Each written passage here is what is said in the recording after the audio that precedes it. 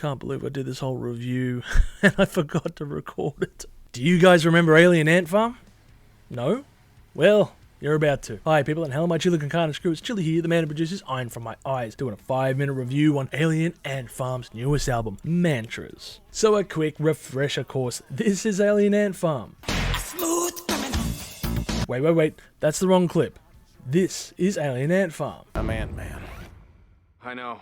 It wasn't my idea. We will get there, I promise. This is Alien Ant Farm. Ah, yes, now you remember. It all comes rushing back to you. Alien Ant Farm had that big breakthrough by covering the Michael Jackson song in a new metal way. Which was the style at the time. And of course, making a stylistic and memorable video that could be flogged to death on MTV and Channel V. Which was the style at the time. And of course, they had a lead singer styling an axe wound looking haircut. That's a paddling. So naturally, this song and its video clip exploded for the time. Wait. Is that a 6-string bass I see? I'm pretty sure the cover of Smooth Criminal only uses 2 strings, and the second one is only for the octave sections. And there aren't many videos on Ty and his bass proficiency, so it's hard to say, but I've always been under the impression that you can get the job done with 4 strings, and that's what I stick to. Anyway, that doesn't matter because Ty is no longer part of the band anyway, which is probably for the best considering what lies ahead. But the rest of the band, they are the original members, and this album is their band's 5th, and the first in nearly 20 years. For this effort, the band have leaned heavily into their namesake and have several tracks stylized with the capital A every time there is a song that teases the letter A-N-T. Of course, this was featured on various other albums, in particular Truant, but with here it goes a little bit into overdrive, such as The Last Dance, spelled D-A-N-T-Z, and Everything She Wants, spelled correctly to my chagrin, and the title track of the album, and of course album name, Mantras. Oh, so clever.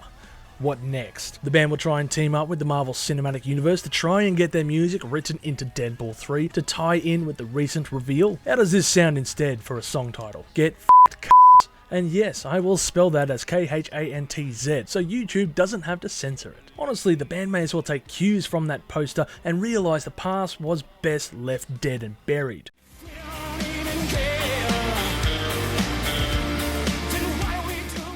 The song What Am I Doing is a personification of the band and their life decisions that led them to this point in time. And so many of the songs fall wayside as, well, generic. And say it with me, butt rock, like Number 1 or Fade. To the band's credit, they at least managed to diversify themselves enough to pull away from the new metal scene, but always came across as the no-frills version of POD without the prayers and Christian imagery written into their music. Instead, it was replaced by ants.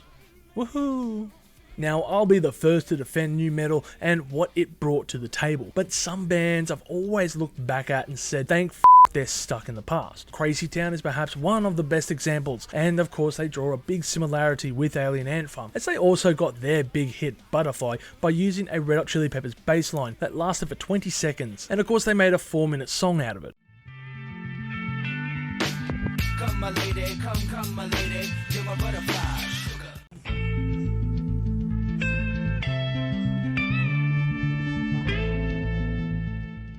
And then of course the band found success on their own right and headlined festivals everywhere they go now.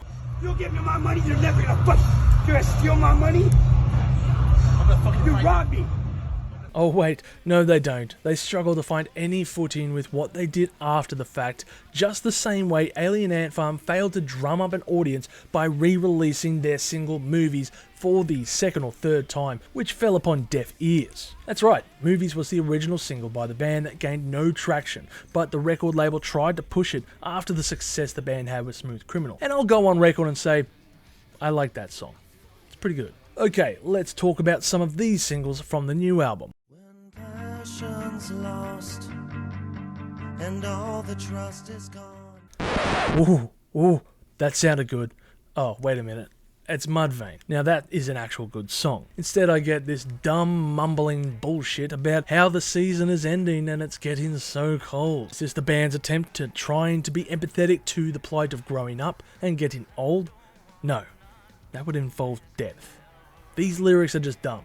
I will at least give credit to the guitar work in this song, which isn't the worst thing I've heard. Everything She Wants was the first single and has over 2 million streams, which I'm sure boils down to curiosity, of course, due to the gap so big it would make members of the Chive gush with internet-worthy adoration. The song itself is a dumb little ditty that feels like glitter pop rock and is not the best song to release for the first single for the record. I'm not actually sure what was going through the record execs' minds when they put this forward and said we should release this as the first single, because yes, the audience are going to be salivating and begging for more. For me, it just feels as dry as the Sahara Desert. I think there is also a weird sense of irony on this record because there is a track that is called Prosperous Futures, which the Magic 8 Ball says, outlook not so good. But maybe all is not as bad as it seems, because despite all I've said, I didn't actually mind the track Last Dance, which piqued my interest with its quirky tunes and is easily the best track on here, but it's kind of by default. Default!